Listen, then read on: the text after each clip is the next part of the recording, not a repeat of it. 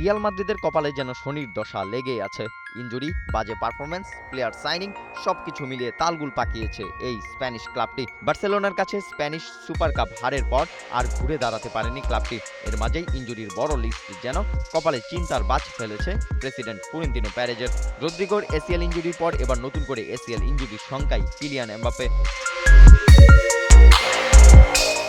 Spanish সংবাদ মাধ্যম marker প্রতিবেদন অনুযায়ী এমবাপ্পের বাঁ হাঁটুর অ্যান্টেরিয়র ক্রুসিয়ান্ট লিগামেন্ট ও বাইরের মেনিসকাস ছিঁড়ে গেছে। অবশ্য এই ইনজুরি নিয়ে সবসময় সিরিয়াস ছিলেন কিলিয়ান এমবাপ্পে।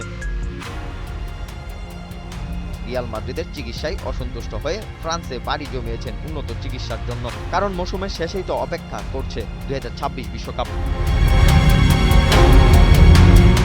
তবে শুধু কিলিয়ান এমবাপ্পে, রদ্রিগো নন, রিয়ালের ইনজুরির তালিকা এখন অনেক বড়।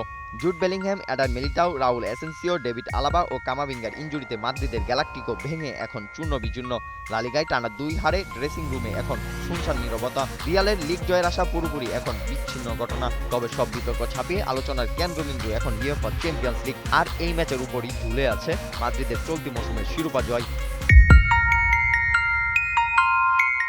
চ্যাম্পিয়ন্স লিগের শেষ 16তে ম্যান সিটির বিপক্ষে মাঠে নামবে রিয়াল মাদ্রিদ। মৌসুমের প্রথম ইউরোপিয়ান ক্লাসিকোতে রিয়াল মাদ্রিদকে বার্নাবুতে 1-0 গোলে হারিয়েছিল পেপ গার্দিওলার দল। অবশ্য রিয়ালের বর্তমান অবস্থা বলছে ম্যান সিটির বিপক্ষে এক পেশে হতে যাচ্ছে ম্যাচটি। তাহলে কি পেপ গার্দিওলার 16 চালে চেকমেট হবে রিয়াল মাদ্রিদ?